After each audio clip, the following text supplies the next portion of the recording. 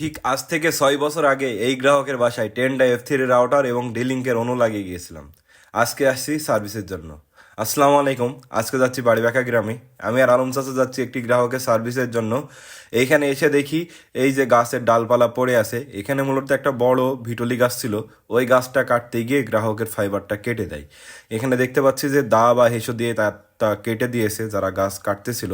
তো এক মাথা এখানে গাছে ঝুলতেছে, আরেক মাথায় এই যে গ্রাহকের বাসায় থেকে এখানে জড়িয়ে রেখেছে। তো যাই হোক, এখানে আমরা দুইটা তার সর্বপ্রথমে এক জায়গায় করি। এক জায়গা করার পর এখানে আমরা জয়েন্ট দিব। তো টিজে বক্স আনা হয়নি, চাচার কাছেও টিজে বক্স নাই। তো আমরা এখানে একটা বোতল দিয়ে দিচ্ছিলাম।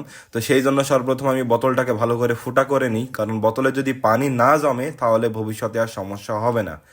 তো এইখানে আমরা জয়েন্টটা দিয়ে নিলাম। এরপর সুন্দর করে ফাইবারটা আমরা টেনে বেঁধে দিচ্ছি, যেন এইখান থেকে টান লেগে খুলে না যেতে পারে। তো আমি আর চাচা মিলে সুন্দর করে বাঁধলাম। বাঁধার পর বোতলটা ফাইবারের সাথে পেঁচিয়ে দিচ্ছি। এই যে দেখতে পাচ্ছেন বোতল, সুন্দর করে আমরা চারিকলে ছিদ্র করে দিয়েছি ছোট ছোট করে, যেন পানি ঢুকলে পানিটা বের হয়ে আসে। আশা করি এইভাবে থাকলে কখনো সমস্যা হবে না। এরপর চলে আসি আমরা গ্রাহকের বাসায়। গ্রাহকের বাসায় আসার পর আমরা লেজার চেক করে দেখি, লেজার আছে -16। এরপর এই যে টেন্ডা F3 রাউটার এবং একটা ডিলিংকের অনু দিয়ে আমরা এই লাইনটা লাগিয়ে গেছিলাম 6 বছর আগে। তো এখনও চলতেছে। তো আমরা স্পিড চেক করে দেখি, ওভি ওয়াইফাই স্পিডে এখানে 30 Mbps পর্যন্ত ডাউনলোড স্পিড আসছিল এবং আপলোড স্পিড আসছিল 35 Mbps পর্যন্ত। এরপর আমরা আবার fast.com-এ চেক করি, ওইখানে মাত্র 25 Mbps পর্যন্ত উঠতেছিল। এরপর আমরা গুগল ফাইবার স্পিডে চেক করি, সেখানেও আমরা 30 Mbps পর্যন্ত ডাউনলোড স্পিড পাচ্ছিলাম এবং আপলোড স্পিডও পাচ্ছিলাম এখানে 35 Mbps পর্যন্ত। যাই হোক, এবার আমরা গ্রাহকের যে স্মার্ট টিভি আছে, স্মার্ট টিভিটা ওনার মোবাইলের সাথে কানেক্ট করে দিই, কারণ বারবার সাইন ইন চাই, ওনারা এটা বুঝতে পারছিল না। তো এখানে আমরা মোবাইলের সাথে স্মার্ট টিভিটা কানেক্ট করে দিয়ে চালিয়ে এখন বাসায় যাচ্ছি।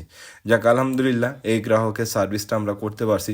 আসলে আজ থেকে 5-6 বছর আগে যে রাউটারগুলো ছিল টেন্ডা F3, বিশেষ করে F3 মডেলগুলো আমরা যে কয়টা লাগাইছিলাম সব কটা এখন চলমান আছে।